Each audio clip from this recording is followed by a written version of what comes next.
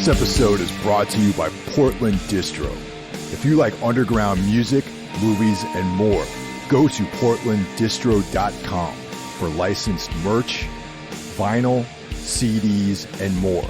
Plug in the discount code 10OFF, TENOFF, for a 10% discount at portlanddistro.com. Hello, friends. Thanks for joining us this week.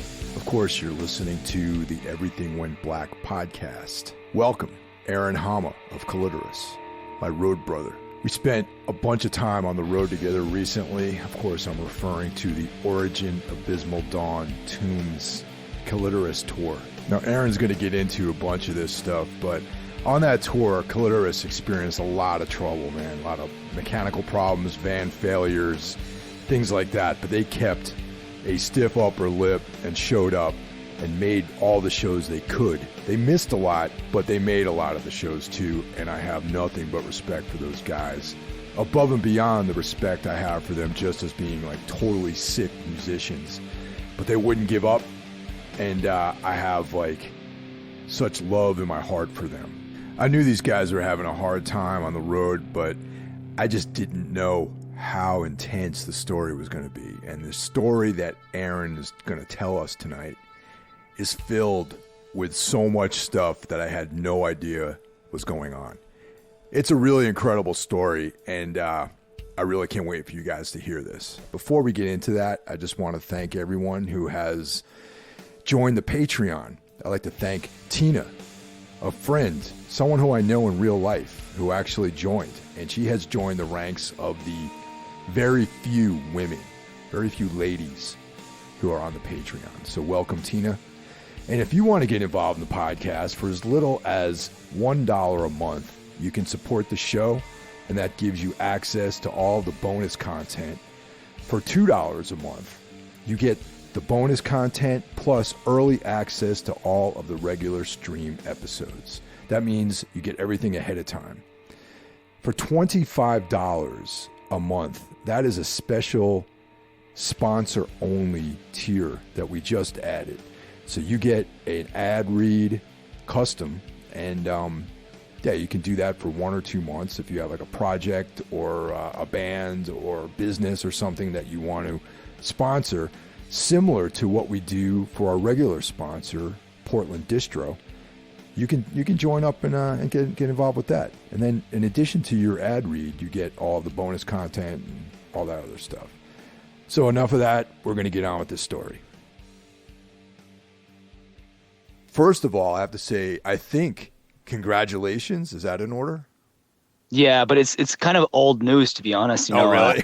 Oh, jeez. Like, okay. My wife is actually 1 centimeter dilated right now. Oh, man. Okay. Is this an okay time for you, though? Well, they said that the baby could stay in there for another month if it wanted to. So, okay. I mean, I'm not even at home. We just finished recording the last album, the new album. Okay. I'm actually, you're gonna laugh. I'm actually at a party right now. Really? And with the guys from First Fragment and Beyond Creation and Cryptopsy on Human. Oh shit, dude! It's like some Canadian rock stars there. Well, it's like a little backyard barbecue kind of thing. We haven't seen each other in like 3 years, so it's kind of nice to all hang out.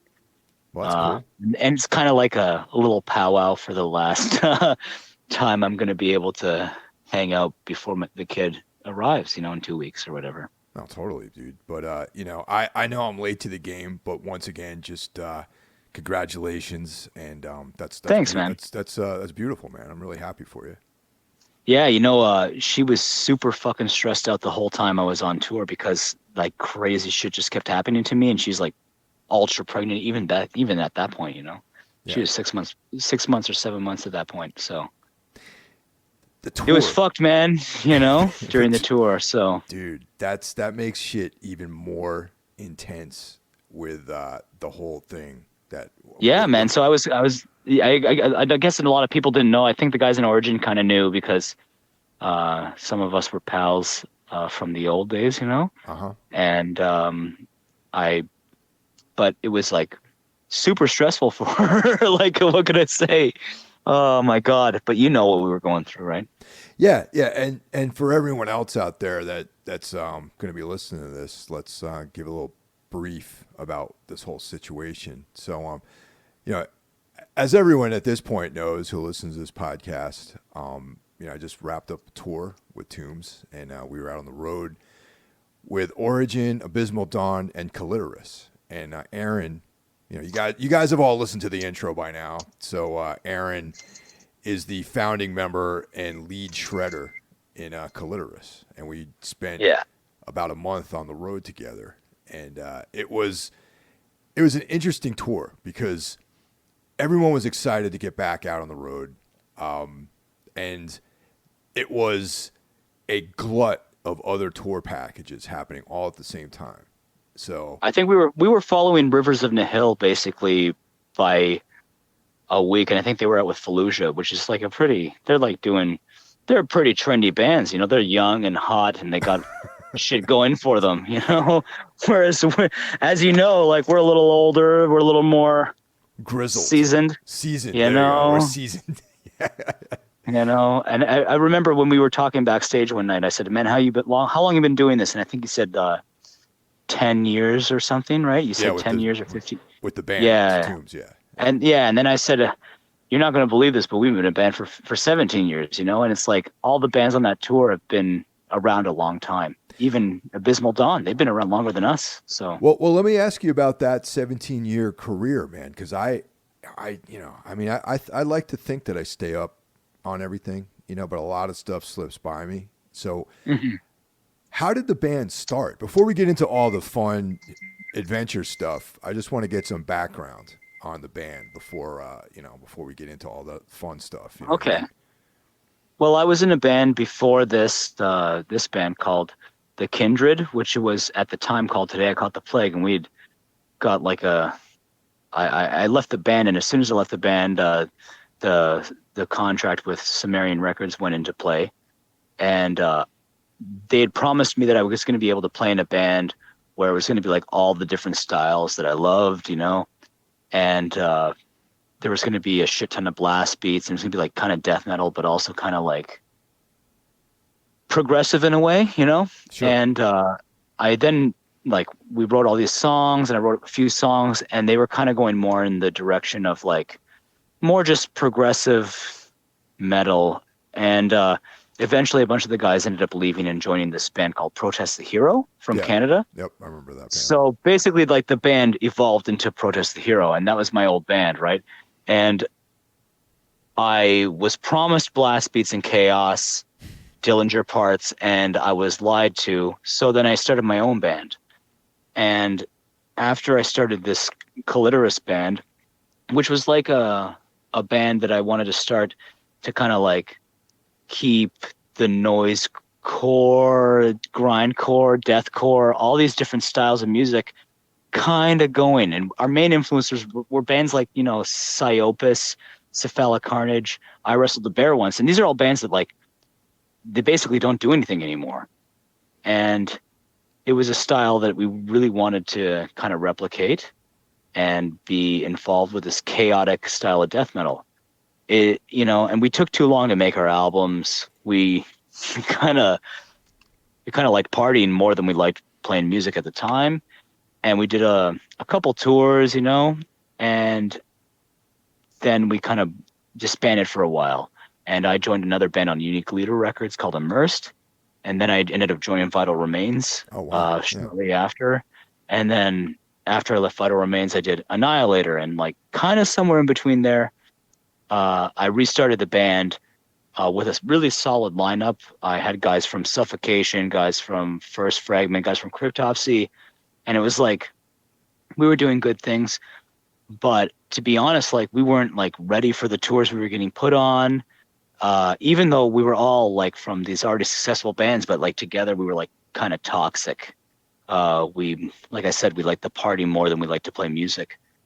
And then at some point we kind of smartened our act up, and the band kind of got more serious, and we finished our albums, and we started actually doing stuff. And that's why it took 17 years. Our first album, I think, took 6 years, and our second album also took 6 years.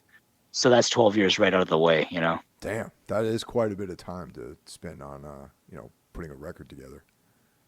Well, the thing too was with the first album, money was always an issue. We wanted to do things right, and we recorded all of our albums with Chris Donaldson from Cryptopsy, Right.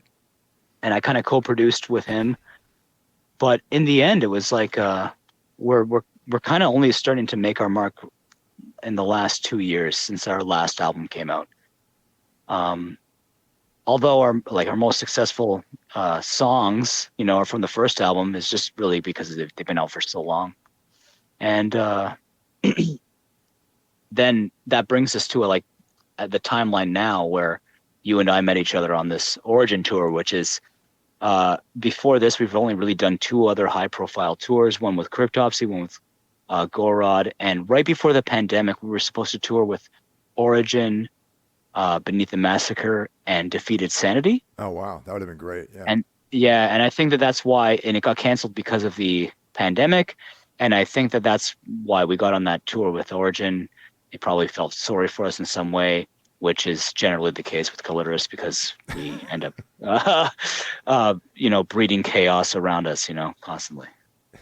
Well, it's the interesting thing about you guys is that there is this, party atmosphere, but when watching you guys play, man, there's like a lot of fucking intense like musicianship going on. Well, I'll tell you, the honesty behind the show is we want the show to feel like it's going off the rails at all points of time. Like something crazy could happen at all times, and we're drinking and having fun, but we want it to be scary when we start playing. So we practice a lot, Fuck yeah, that shows. Yeah. We practice a lot, and we try to make the show as tight as possible because, we're not really we're not a serious death metal band that talks about like any form of political topics, any form of, any form of rationality. We're talking about movies and comics and Pokemon cards and partying and doing drugs in your early teens and having, we're nostalgia the band, and that's what we're trying to emit when we play. But at the same time, the music kind of comes first. And I think that shows, like you were on tour with us when all the crazy shit was happening. The only thing we weren't worried about was playing every night. Yeah, dude, you guys are incredibly well rehearsed, and I was like fucking watching you guys play, and the fucking drums, everything, every instrument in that band was like totally off the chain, in my opinion. You know what I mean? And I was like, "Fuck, dude!" Like, I gotta go. Yeah, I barely know how to play bar chords, and I have to fucking go up there and play now. And I was like, "Holy shit!" Well, I'll tell you, you guys were probably out of, I won't say who, but out of our band, and there's 6 guys, because we got 2 drummers, even though one of them only came out for a couple of the shows, and I think Vancouver and Calgary, we weren't even there, so he's just hanging out with you guys. But your band was like our favorite band on the tour, if you were to factor out each guy's, because we're not always just looking for technicality, Yeah. We're looking for a little bit of structure and substance, and also. I don't know. I think 2 to 4 of the guys in this band really love black metal, like a lot, and then they also love like kind of doom metal. Yeah, I can see. And you guys were that perfect combination. I don't even know how to. The way I was describing it I was like I said, I'm at a party right now, and I was describing your band to Yuri, who's the guitar player in Unhuman, and he used to play in Cryptopsy, and the only way I could describe it was like avant-garde doom black metal, because it's hard hitting, and of course you got a great lineup, Yeah, well, those guys are totally sick, but that means a lot to me, man, because I really grew to respect you guys a lot on this tour, and not just because of your playing ability and how much you guys shred, but you guys went through the hell, at least from where I was standing. And oh yeah, It was a great adventure, man, to put it lightly, I guess, in some ways. Well, we talk about it and we're like, we got to think logically when we're doing stuff, and we got to move forward, and we got to know that some of these things that we're doing are going to be great memories in the future. So just remember that, right? But again, I'm at a party. I just said I'm going to do an interview about the tour, and the guy who's hosting the party said, well, it wouldn't be a Killitorous tour if there wasn't chaos. Tell me one tour where there wasn't chaos. And then Yuri, who used to be in the band, and the bass player Forrest, who plays in Augury and Beyond Creation and First Fragment and all these, in Quo Vadis, he looks at me and he goes, there's never been any tour that was normal with you guys. Like, you guys always had crazy things happen. And I'll tell you, Michael, we did. I'll tell you, like, our bass player, Zav, he's here right now. And he just said to me, oh, hey, he said the tour we did in the winter where the van heater broke down in Canada and we were stuck in the van for 30 hours because we blew a tire. Man. In minus, like, I think it was minus 40, minus 35, we were really fucking cold. And he said, when I peeled the icy sock off my foot, that was worse than almost dying in the back of that box truck in the Midwest during a heat wave. Heat has nothing on cold. Like, the cold, you don't even start hallucinating. Basically your skin just starts burning. So we've had like crazy shit happen, not just on that tour, but like on a lot of other tours. We did a tour with, I think it was Gorod, or it was with Blood of Christ. And we, like I said, we kind of, our heater broke, and we were stuck on a native reserve, where the drives are about 8 hours between gas stations. Damn. So we stopped at this one gas station and got all these like little, they're like heat pads where you break a seal inside of this little pouch and it becomes very hot. I've seen those around. Yeah, a truck stops and you see them. Yeah, definitely. Yeah. I bought the whole fucking box, and everyone was putting them in their socks and in their hands. And our tour manager at the time was scratching ice off the inside of the windshield, like inside the van, And I've never peeled like us. Like I said, we were peeling socks frozen to our feet, and we had to get to the show. It was our highest paying show of the tour. It was our hometown show, and we had to get there to make to balance out the tour a little bit. Sure. And we had sent our drummer with the other band because we're like, man, he needs his feet and he needs his hands to play properly, or shit's really fast.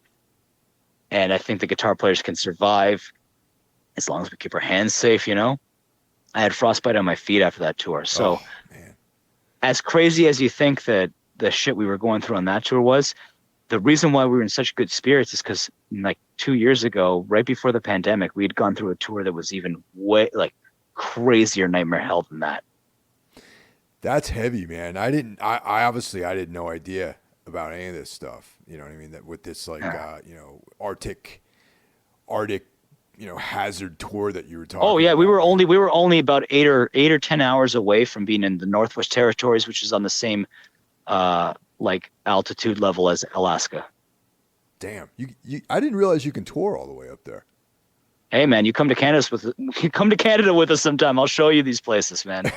It's crazy, like there's concerts everywhere. Everyone loves music, That, for years I've wondered about that, because I've only ever played that southern route, like the southern Canadian cities, like Winnipeg and Calgary and, Vancouver, of course, Toronto. Honestly, it's rare you even play like Calgary and Winnipeg. Like that's even rare. Usually tours only hit Montreal, Toronto, and Vancouver. With the Regina show actually got canceled. I don't know if you knew about that.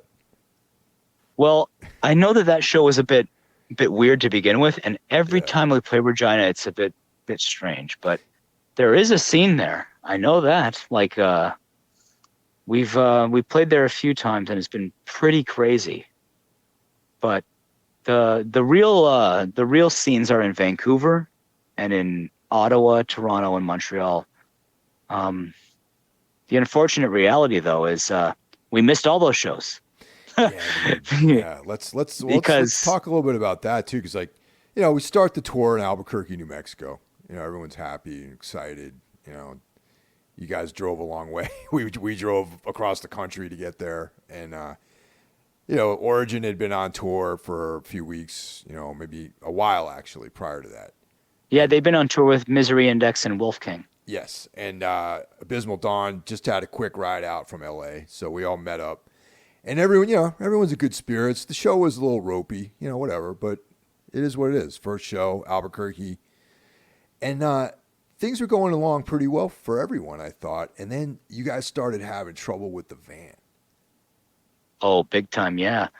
We basically on this tour, we broke down 4 times in 3 rental vehicles, Now, the which is original van, was that one of you guys, or did you rent that no, one it as was. well? This is actually, I'm going to be totally honest with the whole story. Yeah, I'll tell you. You want to hear some crazy shit you never heard before? I'll tell you the whole story. I do. So I borrowed that van from a friend of mine, and that friend today, like we've been trying to get his van. Actually, it's been sitting in a mechanic's yard since we broke down in Oregon, and he's actually one of my really good friends. And I borrowed the van from him, and I called him today to try to explain. You know, like we've been trying to find some kind of there's these guys who do heavy machinery like delivery across the country. They can bring shit to Canada. I think they're called what are they called? I can't even remember right now, but there's these companies that ship heavy machinery on the back of trucks, and we've been trying to get them to bring the van back, even though the engine's blown, which I don't know if anyone here knows, but the engine blew up in Oregon. And it's my friend's van. So I'm trying to help get this thing back because he happens to be a mechanic who could swap the engine out for a new one. Right. Well, he called me today because I messaged him to try to tell him, like, you know, I'm going to be using some kind of service to try to get this van back for you. And he's like, well, I'm going to have to send you some kind of form because I'm going to jail, you know? Oh, man. Really? He's being sentenced today. So I'm actually kind of like trying to figure out how to get this thing back. I don't know what his sentencing was like. He might only have weekends. He might have during the week, but it's a real crazy situation. Now, when we broke down the first time it was in Arizona. Yeah. And we broke down. We'd stopped before the show. We'd gained a few hours, so we were like, you know what? Let's stop in the desert at this rest stop, and we kind of had a playthrough music video we had to shoot. Mm-hmm. Okay. And we had all this gear in our trailer, all these 4K cameras. We're like, let's stop here. We can, you know, it's cool in the desert. Let's film some kind of video. As we're filming the video, this truck stops, and the guy comes up to us and starts saying, you know, basically he's rambling. Like I just assumed he was an old war veteran, because he was rambling about things like, you know, I don't know what you call this thing. He's referring to our van, but you know, the winds are so bad in the desert, you know, it'll flip this thing right over. And then he's saying, you know, he looks at one of our techs and says, where's the leader? Where's the leader? And, you know, they point at me. They go, there's the leader. And, you know, this guy's fucking scaring the shit out of all of us. Yeah, he's scaring me right now, just you telling me this story. Jesus. Holds up a fucking little carving and starts saying, Ohama, Ohama, Ohama, Ohama, right? And which means like, Ohana, which means family. And the day before at the show, my grandmother had passed away, you know. Oh, man. Sorry to hear that. And it was kind of, you know, crazy. So he's screaming at me, Ohana, Ohana, holding up some fucking kind of like native carving. He talks to our tour manager. He says, listen, I have an album that was my favorite album in high school. I want to give it to you guys. It means a lot. He hands us a Rebel Yell Billy Idol CD case. And inside of it is like a Tool CD with like tons of eyeballs on it, you know? Oh yeah. Okay. And we're like, this is very fucking strange. Like, it's very weird. So we pack up the trailer as fast as we can after we're done doing this little music video thing. And we start driving through the Arizona canyons, specifically this Horseshoe Canyon. And we break down as we're like going down the hill. Just the van just stops. And it's not even like I've had the alternator go before where the battery goes, but then like you can still drive the van until it stops. No, everything just dies. And we're on a really, really steep incline going down through right past the Horseshoe Canyon. So we get out and we're starting like trying to wave cars down. No one will stop for us. And two of the guys, Matt and JP, say like, listen, we're going to go back up the mountain and try to find cell phone service because there was also no cell phone service where we were. Right. So we're like, what the fuck are we going to do? I guess two guys got to go start trekking. So they put sunscreen on and they start going up the mountain. And eventually a fellow stops for us. He's in like a pickup truck. It's a native guy. He's actually lives on the Navajo Reserve, which is where we had broken down, or reservation. I'm not sure how they refer to them in the States. And he says, like, listen, where you boys went, there is no cell phone service. The only cell phone service is down the mountain. They could walk for 2 days. They're not going to find anything. So I asked him really nicely, you know, can you maybe go grab them and bring them down to us? He says, absolutely, I'll go get them. When he comes back, he says, I'm going to help you guys coast down the mountain because it's not safe for you guys to coast without power brakes because it's a diesel van. So I don't know if you know this, but on a diesel van, there's a brake pump that is actually powered. So if you don't have power in your van, you have to use like the brakes you have to push with 50 pounds of fucking force to get this fucking brake to work. So I'm just like panicking because I'm the one driving and I'm staying behind this guy and he ends up getting us to a little truck offshoot area that has cell phone service. Continuing on, he leaves and everything's great. I have this in Canada, we have something called CAA. It's the same as AAA. Yeah. All right. Gotcha. Which covers me apparently fully. I have the premium. I pay the premium for that. AAA won't pick us up. They refuse to pick us up because there's 6 of us. And if we do a pickup and there's only space for 2 people, they have to leave 4 people behind in the desert. And they say, well, we refuse to pick you guys up because we won't leave anyone stranded. Oh, man. Wow. You understand that they're going to leave us all stranded because they won't like, leave us. I was going to say there's some brutal irony with with their decision not to pick anyone up. So it's like. Yeah, exactly. And so we're sitting there, we're like, what are we going to do? How are we going to get out of this mess, right? Then the fellow who actually helped us down the hill in the truck shows back up, and he's got a dog with him, and he's like, how you guys doing? We're like, well, they won't come and get us. We tell him the story, and he's like, that's fucked up. I'll take my dog home, and I'll drive you guys, the extra guys, and the trailer to the shop so that the tow truck will come and get you with like no hassles at all. Oh, wow, man. That was great. It was a 2-hour drive each way. 2 hours. Damn. Yeah. Okay. Yeah. Okay. Well, there's a lot of wide open spaces out there, man, and travel is a different thing. Precisely. So AAA says to me on the phone, they say like, well, we'll drive you the 2 hours and we'll do it for free because we left you out in the desert for so long. Which, I mean, like, I guess getting it for free is great, but they left us in the desert for 6 hours. We could have died. Like, if it was a hot day, we could have died. Yeah. And so we get to this shop that's 2 hours away, and it's in a small town in Arizona.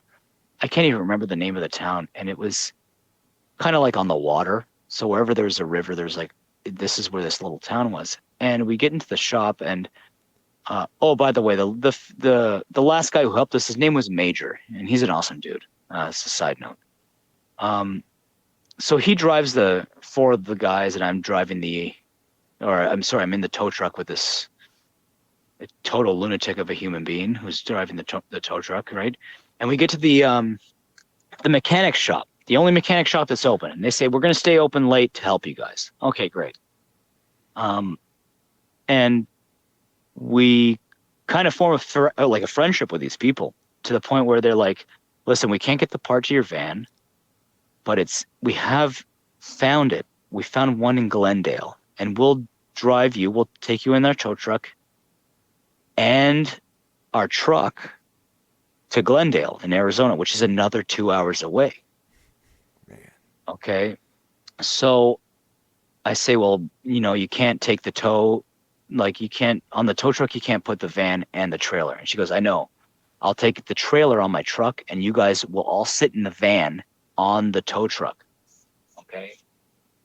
She pulls out, with a monster truck. She's got herself a monster truck. And the other guy in the tow truck is like her best friend, or her husband's best friend. And they're like, we'll tow you there. Okay. Again, I got to get on the phone with AAA because I'm going to use AAA to like get the tow. Because she's like, I'm with AAA. I can tow you guys. You can use your thing or your free tow. Of course, they won't do it, and I have to pay another $850 out of my fucking pocket. Oh, okay, man, $850. And this is after I just paid to do the other tow too because they wouldn't cover that. But don't worry, I've got that money back since. They've given me that money back when I came into Canada. But I can't help but think that maybe people who don't have $850 sitting in their pocket when they're about to get towed on the side of the fucking street might have a bit more of a problem. So CAA and AAA might need to get their shit together. So we get towed to Glendale. We're sitting in the parking lot of a auto parts, auto source, whatever it's called. Matt Danny, our singer, actually changes the fuel pump under the van with the instructions from the mechanic who's standing outside, who's holding the flashlight for him. Damn. We kind of get it to start, but it doesn't really start. There's still something going on. We can't figure it out, like a fuel leak or something. So the nice lady and the nice man, they leave because they're 2 hours away. As a side note, while we were in the auto parts, which is a weird place in the States, like these parts stores are open till 11 or 12 at night, which is not a thing it's not like that in Canada. So we were kind of lucky where we could get the parts and kind of try to change them. But some of the workers from this auto parts store were out in the parking lot smoking meth in their trucks and just started fucking tearing the insides of their trucks apart, looking for something. I don't know what they were looking for. They were looking for something. They were probably just like tripping out, right? Yeah, just like tweaking, probably, yeah. Yeah, and apparently Glendale's not a safe place. So the next day, we're starting to, like, what are we going to do? It's Memorial Day weekend. Like, we're not going to be able to find a mechanic. So we basically just start asking every single person we can outside of the auto parts, like, are you a mechanic? Can you help us? We eventually meet a guy named Froy, who's like he runs the Golden Gloves tournament, which is like a big boxing tournament. Yeah, boxing, in Arizona. And he's like, my dad actually owns a shop. I'll help you guys out. It takes 3 days, but he gets our truck working, and we're staying in a hotel, a La Quinta, in central Arizona. About 20 feet from our hotel is the most heavily drug trafficked street in North America. So there's like, at night, what I can only describe as like a plethora of zombies and crackheads everywhere. I go outside to like smoke a joint and try to chill out after I probably slept a day and a half just because we were so tired from all the shit that had happened. And I wake up at like 3 a.m. Like I said, I had to go smoke a joint or smoke a cigarette or whatever I was doing. And I go to the front desk to ask if there's like a place where I can buy some snacks, And the guy at the front desk says, no, there isn't. And where are you from? Your accent's weird. And I said, I'm from Canada. And he says, what are you doing here? And I explained to him the whole situation. And he says to me, oh, it sounds like you met a skinwalker. Oh, geez, really? And I say to him, what the fuck is that? And he goes, oh, my God. He goes, it's a serious thing. It's on the where you broke down in the Navajo reserve. Like that's one of the most heavily active paranormal sites on the planet. And I say to him, what are you talking? Like, this is crazy. What are you talking about? He says to me, you'll know a skinwalker because they're basically Navajo witch doctors who can shift between animals and human beings. Yeah. Okay. Yeah, the shapeshifters. Yeah. They're shapeshifters. Yep. And he said you would know if this guy was weird because he wouldn't move normally and he would say things like that just don't make sense. Like when he would call my van, this strange thing will get knocked over in the wind. And he also started saying Ohana to me, which is very strange because we're in the middle of the desert. The other thing too was the first thing I said to our drummer JP as soon as we left was, "You see that guy? He wasn't even a fucking human being." Oh man. So this guy starts telling me about all the traits of a skinwalker, all the things that they do, and basically how they curse you, and stay with you for quite a while, and like to induce misery on your life, as a witch doctor, I guess, would do. So in the morning, I'm freaking out all night. This guy tells me all this shit. I'm like, I've never been a person of superstition or anything like that, but all the clues and all the signs point to the same thing.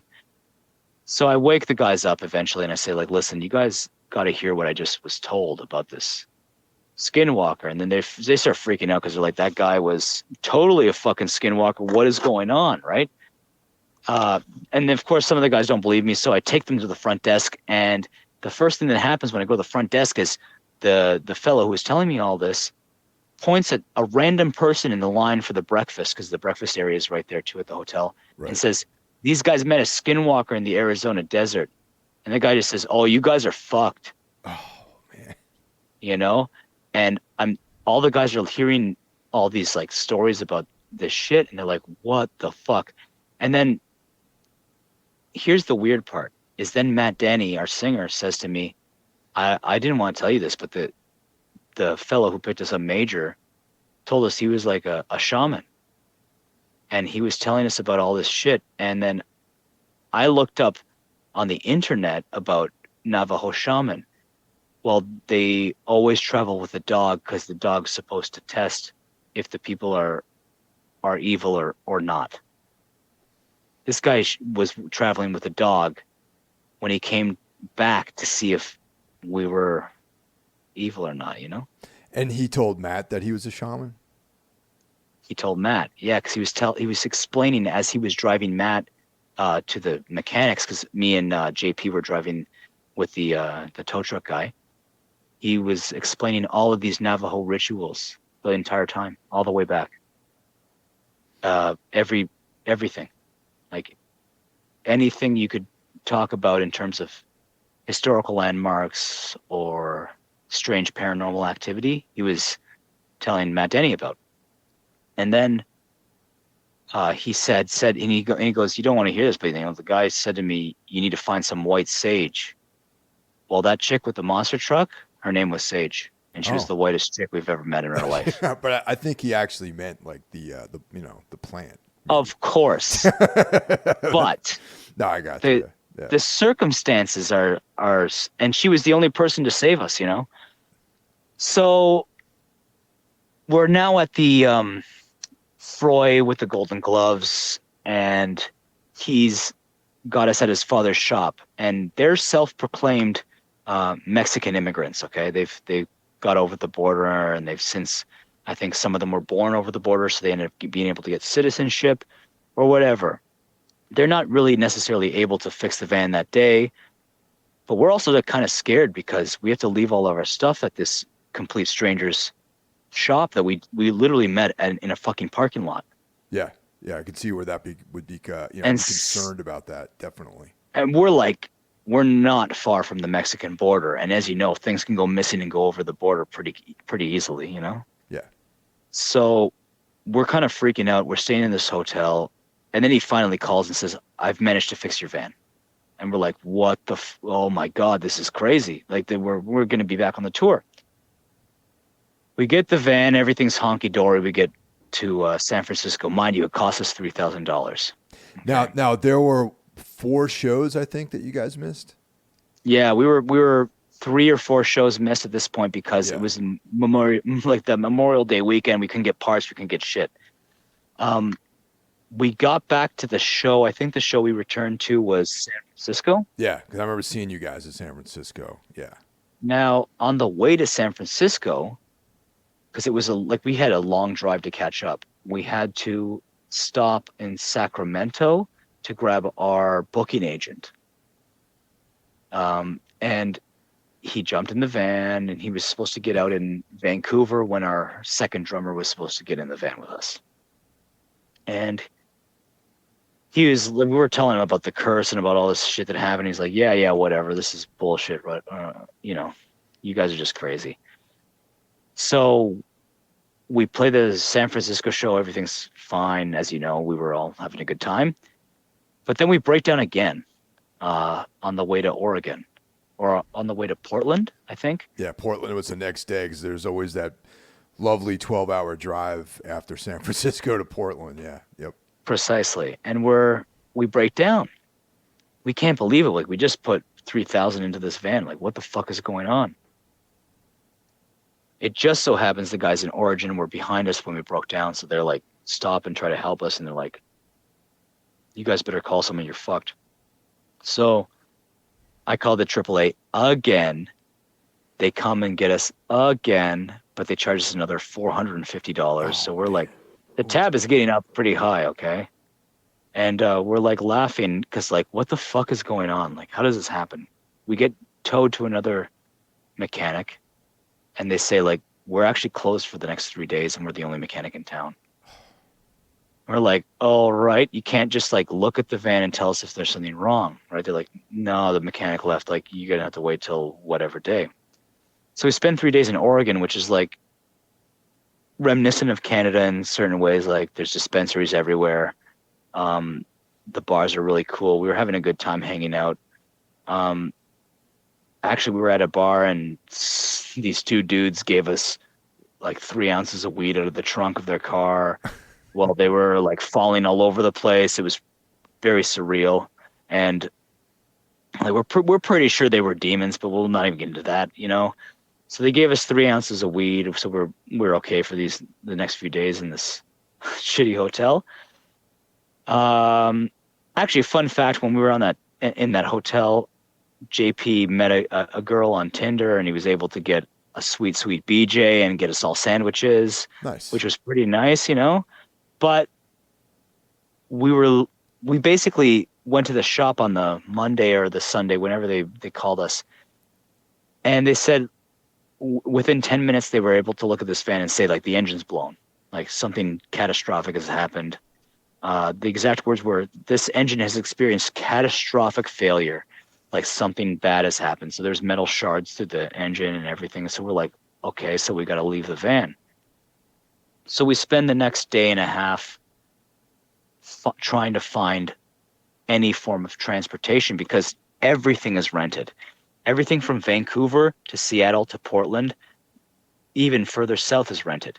And I don't know if you've been to Oregon, at least Medford where we were, but, like, every store also had a sign on it saying, sorry, we're closed because we don't have enough employees. So we were in a town where we couldn't even go get food. Wow. We started feeling like we had died at some point on the tour, and we were in, like, a purgatory, you know? Yeah. I've been there before. Man, I know what you're saying. Well, our next album's called It Sounds Like Purgatory to Me because of that tour. So we start trying to find some kind of way out. We got this trailer. We got all this gear. Like, what the fuck are we going to do? So the only thing we can find is a Penske truck. And they're like, you can't take a trailer. And we're like, okay. And they're like, if you take a trailer, it voids all the insurance. All of it. Meaning, even if someone hits you, you have to replace this truck. And we're like, okay, whatever. Yeah. Because we just need to get back to Canada. We could not find anything. We had a team of 5 people on the phones for 12 hours trying to find a rental vehicle with some kind of trailer hitch, because we had to get all our gear back. The only thing we could get, and to be fair, we got it because the person was very desperate to rent it out, I'm sure. We got a box truck with a trailer hitch. And this is where we reappear in your life. Dude, and when I saw you guys roll up in that thing, I was like, you got it. This is like, I felt like it was like a hallucination or something like that. I was like, how are you guys traveling in this thing? Well, we had all these cots in the back, so we bungee corded the cots to the side of the truck in the back, and we just lied down in the back. There's no windows, there's no anything. There's not even a vent. So, the first 30 to 40 hours, which is what it took us to catch back up to the tour, was not that bad. It was pretty comfortable. We were all like just sleeping, and it was good weather. But then when we got to the Midwest, there was a heat wave, which, as you know, is very rare. So we had to take a break every hour because it was getting to 45 to 46 degrees in the back of there. And we had a couple coolers filled with ice. And if it was like super hot, we were basically all naked in the back. And if it was super hot, we'd just dunk our heads in the ice bucket. Dude. And that's what I'm saying, man. I was like, when you guys showed up, because I think the next time I saw you guys was Minneapolis, maybe, right? Yeah, that's where we caught up back with the tour, and we were supposed to drop the truck off in Minneapolis, and we ended up just saying, "Fuck it, we'll pay the extra $1,400 to keep this truck," which they never charged us for. Oh, okay. Because they had lied to us. Oh. So we had tried to get this truck for just to get us out of the West Coast. We needed to get somewhere closer where maybe there was a bigger city that we could get a truck, right? Like a smaller truck with less money involved. What ended up happening was they lied to us and said the minimum amount of rental you could have was 9 days. It turns out it was 2 days or 1 day or something. Oh man! So we ended up getting a rebate on this truck rental. We saved, I think, about $1,400. It only cost us about $3,000. Which is not that bad, actually, because as you know, like going from one end of the continent to the other, like that's not a short distance, right? No, absolutely not. So we ended up actually lucking out with that. But when we caught up with you guys, things just started going a little bit better. But we had this, like, the problem was that heat wave in the back, and of course the tornadoes in Kansas as we were going through there as well. We end the tour with you guys, and everything's great. Then we go, but then there's a problem, right? We can't take this truck over the border. Like it's not allowed. It's illegal. In fact, at this point in time, you're not allowed to take a rental car over the border unless you're returning it to the country of origin. I didn't know that. So this is a new thing actually, and I don't understand how a lot of travelers can cope with it, because from my understanding, it was a normal thing to be able to go and drop your car off in a different country if you're traveling. So they're saying, and it probably has something to do with this pandemic and all the shortage of cars, right? So nowhere will rent us a truck or a van or an SUV to take the trailer over the border and then drop the truck off or whatever in our province or our home. So I have to call a friend to meet us somewhere. And he says, I'll meet you in Detroit. So we go to Detroit. But on the way to Detroit, we have a routing show like everyone else does in South Bend, Indiana. We arrive to South Bend and we meet up with one of our friends, and we'd got messages all day saying, you got to not play the show because the owner of the bar you're playing is a rapist. Oh, okay. That's some serious shit. And that's pretty serious, you know. The first message we got, we were like, business is business, and this is a weird allegation, I don't want to get involved with this shit. Like, just ignore it. But then we got like 5 or 6 more messages from different fans. And at that point, we were like, we should probably reconsider what we're doing here. So we canceled the show, and the fans pulled together and give us a bunch of money, so that we, I think we ended up with, like, we sold merch and we did all this shit with the fans, and I think we ended up with like more than what we would have got as our guarantee, which is kind of crazy, right? Yeah, and that's fucking amazing, actually. Yeah, it was weird. So we didn't play, but we ended up meeting with the fans and having a good time. One of the fans says to us, "I'll drive you to Detroit, like, so that the extra guys don't have to sit in the back of the truck. 2 of the guys can drive, and I'll take the rest." And I said, "Well, that's so nice of you. I hope it's not like, too much of a problem." He's like, "You guys are my favorite band. It's the first concert I've seen in years and years, because you had to come to see us on a different show. Please just accept." And I say, "Okay, it's out of my comfort zone, but I'll take some of the guys. Me and Mark Roy will drive the truck." And they leave about 40 minutes before us, because Mark and I had to go into the store and get some food and have a coffee, because we were kind of tired.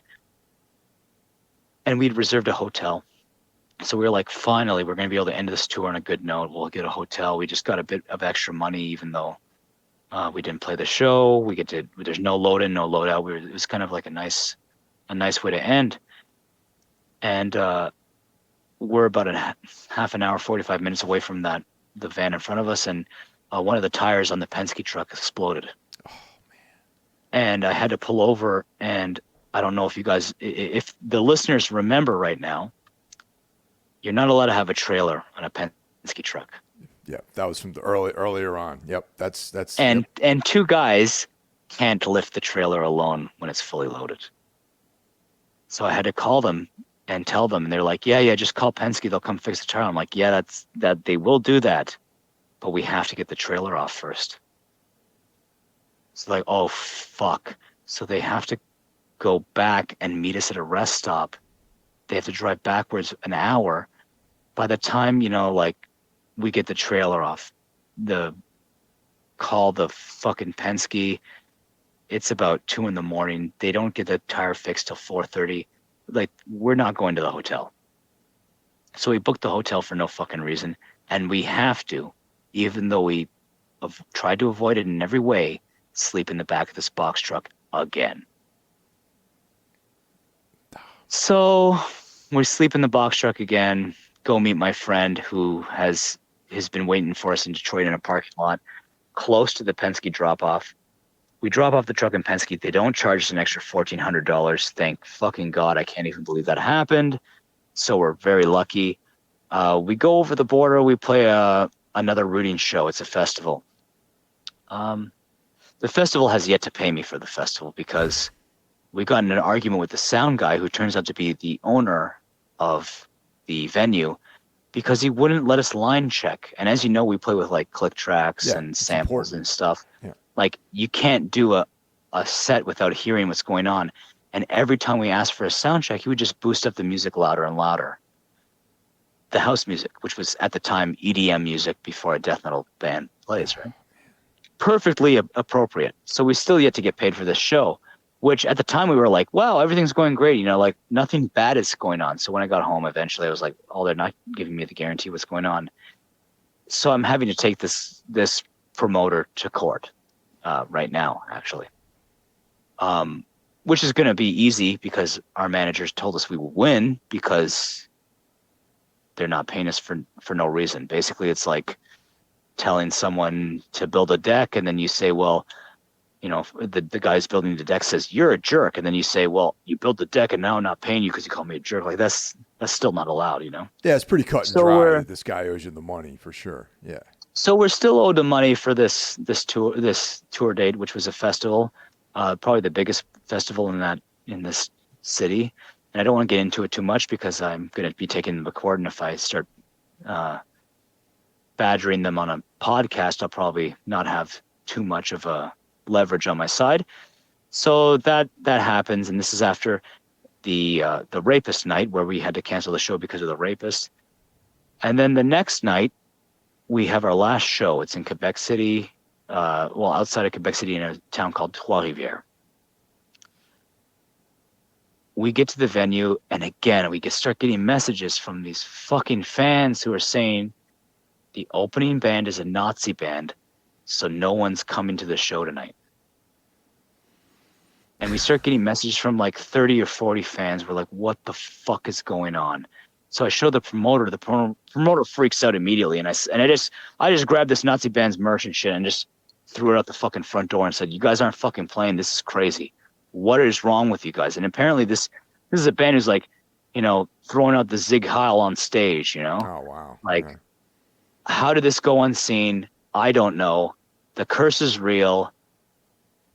What can I say? And again, I got home after this thinking like, oh, at least Guelph was good, but then the promoter never paid us, and we over complete bullshit.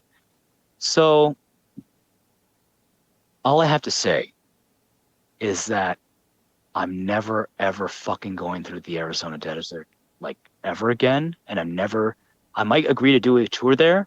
Like, I might agree to do a tour that goes through there, but you can bet your fucking ass I'm going to cancel that show last minute. 100%. Right before it happens, I'd be like, we can't go because I got a bad leg, something like that. Because I'm so scarred mentally from the shit that happened to us in that desert. Every turn I took, I felt like I was fighting to stay alive. So if anyone ever sees a car pull up to them in the Navajo fucking desert, just don't talk to them. Because skinwalkers are real. I'm telling you, man. That guy was a fucking demon. He came, or a witch doctor, whatever the fuck he was, and he came for us, and he had a target on my fucking face to teach me some kind of lesson, some kind of life value lesson, which I've really yet to completely uncover about myself. But this is one of the most crazy times I've ever been through in my life. And really, you guys got like to kind of witness it firsthand. And no one would believe any of these fucking stories unless there was other people around. Man, that's a wild story, dude. That's a fucking wild story. And like, I don't even think you knew all those details. Like, you probably did. Dude. No, we never talked about any of this stuff on the tour, man. And the thing is, it's like, I'm really into like folklore and, the occult and all that sort of stuff. And I'm familiar with the skinwalker, like native folklore. And, fuck, dude, that's uncanny is the first word that comes to mind, I guess. Yeah. Like I've told a few people who are considered to be native shaman within their tribes. And they've said, like, listen, man, you need to get cleansed because it's more than obvious that guy fucking cursed you. Like, you need to take care of this before it gets out of hand. And although the curse has seemingly subsided since we've got back, we've got like a couple other tours we got lined up, and we don't want it to chase us through, So it seems like I'm probably going to end up getting some kind of cleanse with some kind of white sage. Hopefully no more monster trucks, I was going to ask you about that. If you had actually tried to find someone to help you with this, I mean, I have all kinds of weird beliefs about stuff. So I ask you this in all honesty, man. Have you tried to locate someone? Yes. Okay. Oh, absolutely. So I have a really good friend named Louis Barnaby, and he's a member of the Micmac tribe, and he's already on the lookout for someone to try to cleanse me, He said he'd do it himself, but he doesn't think it's going to be strong enough. What can I say? Like, I was never a man of superstition, but now I'm not sure, like when we were at that hotel in central Arizona, we watched a guy came up to us and asked us to find a hospital for him because he got the end of his fucking finger cut off, which he showed us over some kind of drug feud, and then ended up just putting it on ice at the fucking Denny's and ended up smoking crack all night, like outside of our room. So on that tour, we saw it all, man. We saw every single little thing, and it was just crazy every step of the way. But at the same time, it's probably one of the most fun tours I've ever done in my life because the stories are unbelievable. Yeah, I mean, that's well beyond anything that I was even aware that happened to you guys, man. 100%. Yeah, every step of the way was insane. And the album we just finished recording, I'm actually in Montreal right now. I live in Ottawa, which is about 2 hours from here. We've been recording our album in Montreal for the last 4 days, and the subject of the album is turned into that tour. I think I told you that online. Yeah. I think it's going to be called It Sounds Like Purgatory to Me, and it's all about the tour we did, and every song is going to feature someone who was on that tour from a different band than ours.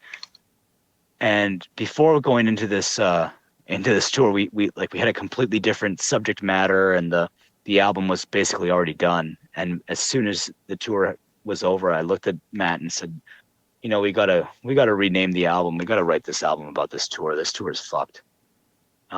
In terms of unpredictability and things just happening to us that you could just never expect. And the really fucked up part is we didn't lose any money. That blows my mind, man. We crushed it in merch. You know, the drummer for Origin, John, he actually asked our drummer, he said, you know, someone in that band must be rich, eh? And then our drummer said, no, man, they've just been crushing it on merch. That's it. Like, and so we ended up not actually losing anything when we came back. We actually did a bit better than breaking even. We made $4,000. Oh, it's great, dude. That's fucking awesome. So how weird is that?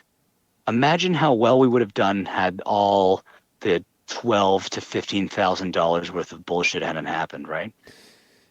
I know, man. That's, you know, I know that this story's probably a little more intense than you thought it was going to be, right? 100, dude. I thought it was going to be like, yeah, we broke down, we like got a bunch of weed and partied, and we went to a hot tub. You know, that I was like, that you guys were like very stoic in this whole thing, and none of this real dark, heavy shit came to the forefront when we saw you guys. No, you know why? Because we love playing music. Yeah, I mean. But you guys had such a great attitude. That's what I mean, man. It was like concealed by the positive attitude that you had. And, you know, even when I saw you guys like in the back of that hot box truck in the blistering heat, in the, you know, even the fact that there was a heat wave in the Midwest is probably part of the curse too. You know what I mean? Of course. And every step of the way we were fighting. And, you know, it makes you appreciate life a bit better. Wow. Damn. You know, you got to find the silver lining in everything. And we've had the same thing happen to us in the cold. So, like I said before, you know, all the guys, we took a vote actually where we're sitting in the back of that van. I said, hot or cold, what do you guys like better?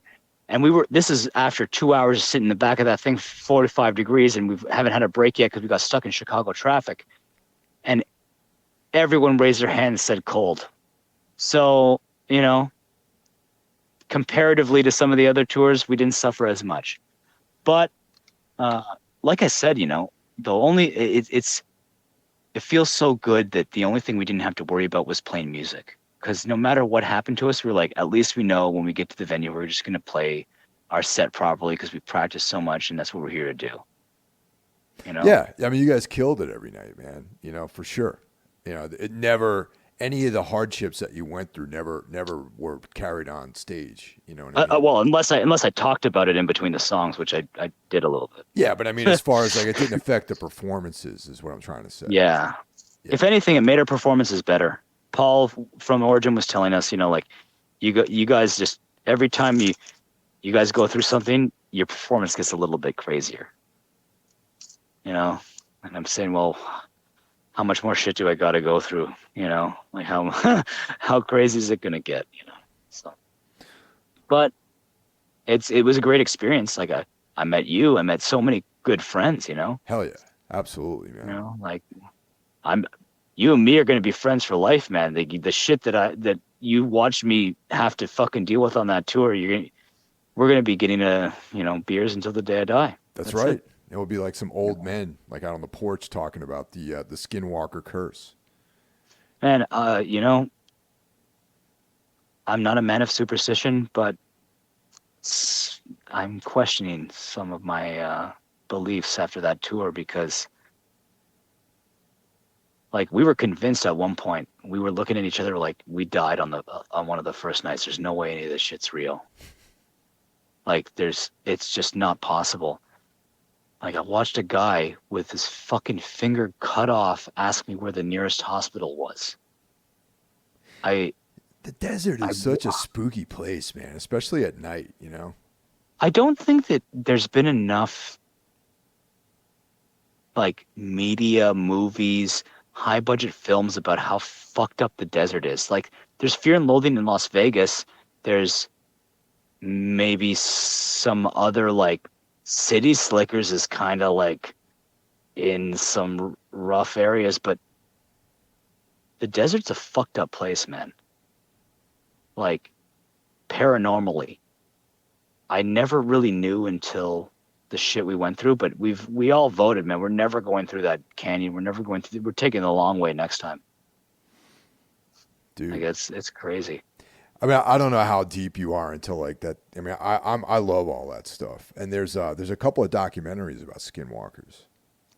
Yeah, I've been since I got home, I've gotten a bunch of messages from people about how I should really research it a bit more, but I just get scared every time because the similarities between what I've experienced and what I've read about are just so, like you said, uncanny that it starts to make me feel like I'm on mushrooms or like I'm tripping on acid or something when I start reading this stuff because it's so surreal. It's just scary, you know? Yeah. But thank God I made it back because, like I said, my wife is very pregnant. Um, we have a new album to do. We were really worried we weren't going to be able to get the gear and the trailer back. So we're just, I've left out a part of the story, Michael. Okay, what's the part? My friend came and picked us up in Detroit with a rental truck, and the rental truck broke down. Oh no. That's fucking Oh, incredible, yes. man. That's so incredible. So the rental truck broke down directly in front of my house, and then basically we had to ask for a rebate, all the normal shit, which we did get, but we had 4 vehicle breakdowns in 3 days. So when we went to do the last show in Trois-Rivières, which was in Quebec, we actually just said fuck it and took all of our cars. So that curse followed us right to my front door because the truck broke down in front of my house. Wow. And then, of course, my wife's super pregnant, so I had to quarantine myself. So I ended up sleeping at my work on a cot for another 5 days or 7 days or something. So it wasn't much different from being in the back of the van or the truck or whatever. Man, that's such a wild story, and it makes you think that reality is a lot stranger maybe than we all think it is. Well, I think it's a fine line. Usually in people's lives, there's not a compound reaction of so many weird and strange events. But in this one specific scenario, we experienced about 40 or 50 really fucked up things. And there's a lot of things I actually left out too. A lot of really weird things that happened. I think I mentioned very briefly that a couple guys gave us a couple ounces of weed. Yeah. Out front, there's like more to that story. Well, you mentioned that you thought they were demons too. Yeah, like there's more to, like, I could probably go on for a good while, but in the end, people are going to read about it because we're releasing a book with our EP, our 5-song EP about this experience, and it's going to be a book that explains every song, because the songs are now about this tour. But if you don't know about the tour, the songs don't make any sense. So it's going to come with a book. Wow, that's a great idea, man. I'm really excited to fucking read that. And the book is going to explain. It's I think it's called the Arizona Manifesto, or the Skinwalker Manifesto, and it's it's every single detail from each member's perspective about each of the songs. That's cool, man. That's going to be fucking awesome, I think. Well, it'll be weird, and that's kind of where I've made my career in metal, is off of being a little bit different. And I think that the only way to do the story justice is by at least informing people as to what's going on. They can choose to read it or not, but the songs just won't make any sense if you don't. It's right up the alley of the kind of shit that I like to read. So it's like, for me, it's perfect. Well, I'll send you a couple copies and you give them to your friends in your book club. Fuck, I have a book club, man. So, really? Yeah, man. No way. Yeah, man. I got like a small circle of people, and we fucking talk about books and all that kind of shit. It's badass, man. Yeah, dude.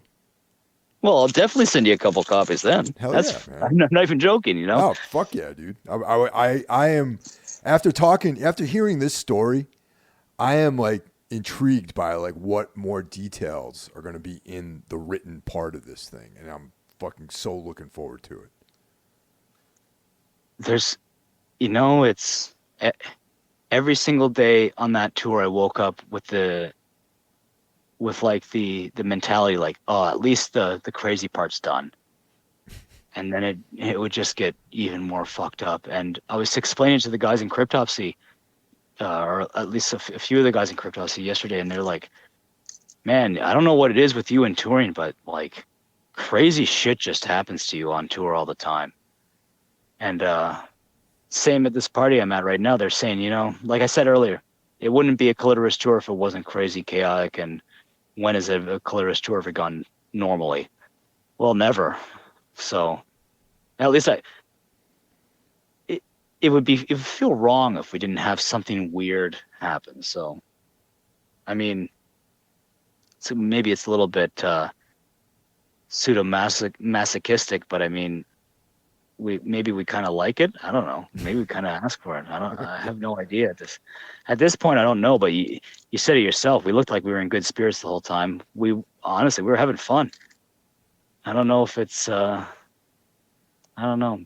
Probably just a little. I know a lot of people that experience like that would crush them and completely, they wouldn't have made it, honestly. Well, I know a lot of people who would have just gone home. Yeah. Yeah. They would have went home. Yep.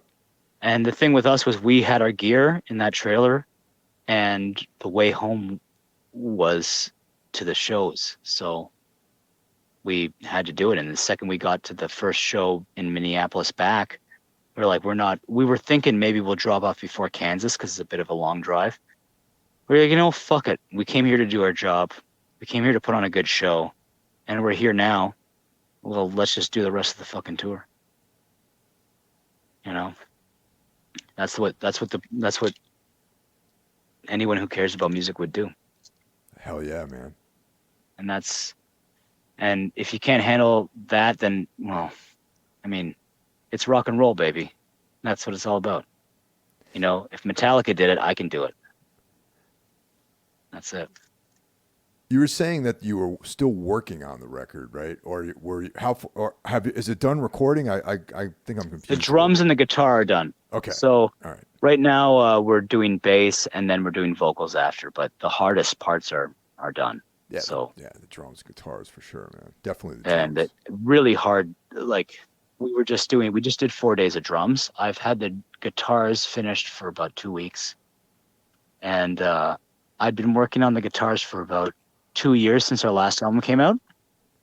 And as soon as I was done writing, I sent it to our drummers, and they wrote the parts. And I don't know if you know that either, but we've got 2 drummers in our band, right? I think you met one of them in Vancouver. One. Yep. Yeah, and the other one came out to the shows in Vancouver and Calgary.